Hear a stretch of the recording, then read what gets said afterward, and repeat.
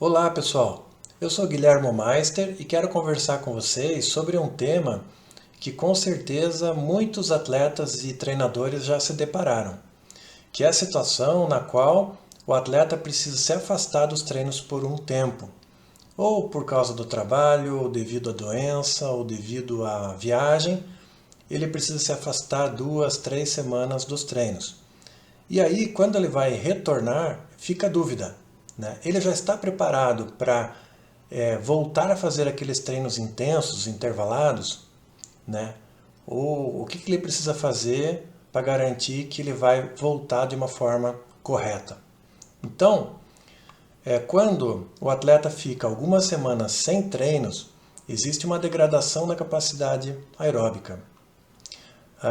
E antes de reiniciar os treinos intensos, é necessário restabelecer essa condição aeróbica. E o que é essa condição? A gente pode dizer que um atleta tem uma boa condição aeróbica quando ele consegue se manter pedalando longas distâncias ou por longos períodos em baixa a média intensidade sem se fadigar.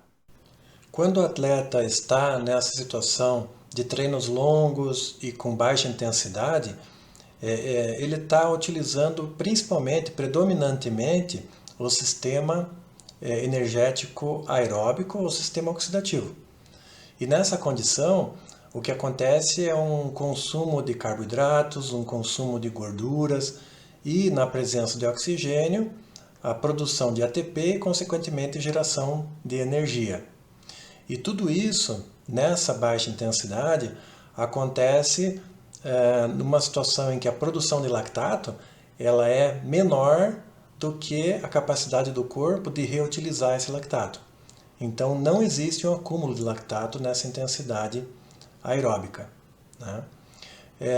E o que deve ser feito para restabelecer essa boa condição aeróbica?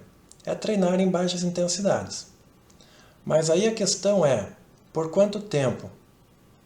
Né? E quando que eu estarei apto novamente?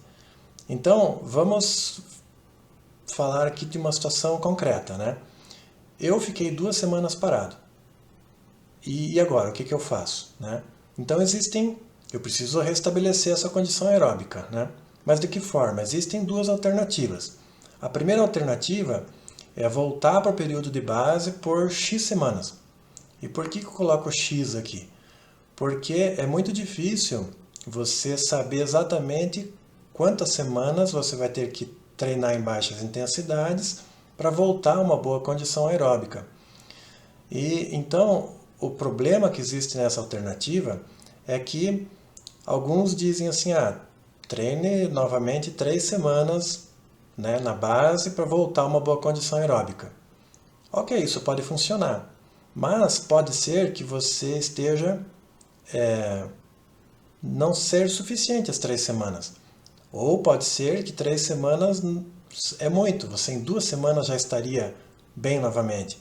Porque existe na fisiologia, existe um princípio do treinamento esportivo, que é o princípio da individualidade biológica. Então, um estímulo para uma pessoa tem um impacto e para uma outra pessoa tem um outro impacto. Então, como cada indivíduo se comporta de formas diferentes, é muito difícil você simplesmente falar treine em baixa intensidade por X semanas. Você nunca vai acertar exatamente, só por coincidência, né? Então, eu prefiro ir na alternativa 2. A alternativa 2 é monitorar o desacoplamento aeróbico, né? Caramba, o que é isso? Desacoplamento aeróbico. É o PWHR. Mas calma, é uma coisa simples que eu já vou explicar. Então, nessa tabela eu coloquei um treino que eu fiz no meu retorno. Eu fiquei 2 semanas parado, fiz um treino leve, aeróbico, né? E esse aqui são os meus dados. Então, o que é o desacoplamento aeróbico? Primeira coisa, você tem que dividir o treino em 2 trechos. A primeira metade do treino, o trecho 1, e a segunda metade do trecho, o trecho 2. E aqui eu coloquei a minha potência normalizada e o meu batimento cardíaco médio, nesses 2 trechos, né? E aí, o que o desacoplamento aeróbico faz?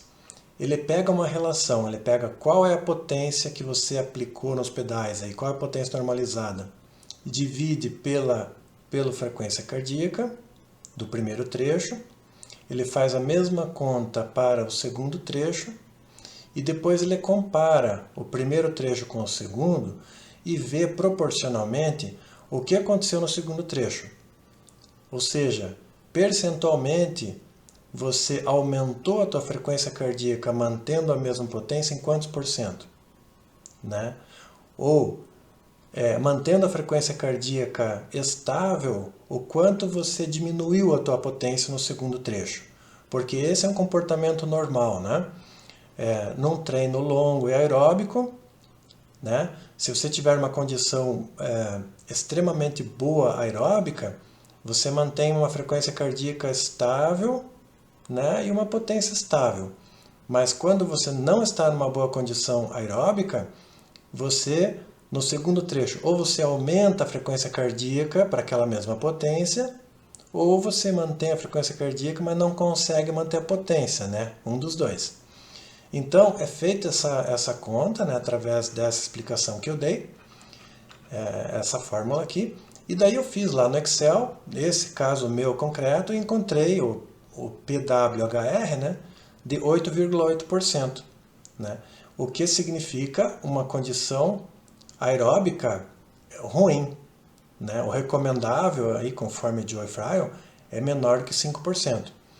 E eu, como eu treino com potência já faz muitos anos, né, eu me conheço, eu comparo os treinos anteriores e eu sei que quando eu estou numa boa condição aeróbica, eu tenho aqui 1%, 2% num treino semelhante a esse treino que eu fiz. Né? Então, qual que é a minha dica? Eu vou agora continuar treinando esses treinos de baixa intensidade e toda semana eu vou repetir esse treino e vou ver o meu PWHR, ou seja, o meu desacoplamento aeróbico, diminuindo. Quando eu chegar abaixo de 5%, eu vou retornar aos treinos intervalados. Né? Então, aí a gente é muito mais exato do que só estimar um número de semanas. Né? Aqui eu tirei do livro do Joe Fryle um outro comportamento, um exemplo, também por coincidência, de 8% de desacoplamento, que é um desacoplamento numa condição de baixa capacidade aeróbica. Né? Nesse caso, diferente do meu, o atleta ele procurou manter a frequência cardíaca constante, que é essa linha de cima. Né? Mas para conseguir manter a frequência cardíaca constante, na prática ele teve que ir diminuindo a intensidade, diminuindo a potência. Né? Então aqui também o resultado daquela conta comparando potência divididos pela frequência cardíaca do primeiro trecho com o segundo trecho, né? Percentualmente piorou 8%. Então é uma condição anaeróbica ruim. Esse aqui é um recorte do Training Peaks, né? Um dos aplicativos aí que existem de treinos, e ele já dá aqui o resultado do PWHR. Né? Então esse é o meu treino prático, né? Eu fiz a conta no Excel, mas não precisa, né? Eu fiz mais para conferir os números mesmo. Mas o sistema já dá esse número. Existem algumas particularidades aqui. É importante que o treino seja aeróbico, você não pode fazer um treino de alta intensidade, que daí isso não funciona. E também ele tem que ser um treino sem grandes variações de intensidade, né? Então é importante também observar aqui esse VI, né? Que é o Variability Index, né? Ele tem que ser menor aí do que 1,05, tá bom? Então, se você gostou do conteúdo, se você gostou, se inscreva no meu canal, dê um like, né? E você quer melhorar a sua performance? Se você quiser, mande o WhatsApp aqui para o Alex Montanha, entre em contato com ele e a gente vai poder te ajudar com muito prazer. Então, eu espero ter contribuído de alguma forma. Um grande abraço a todos.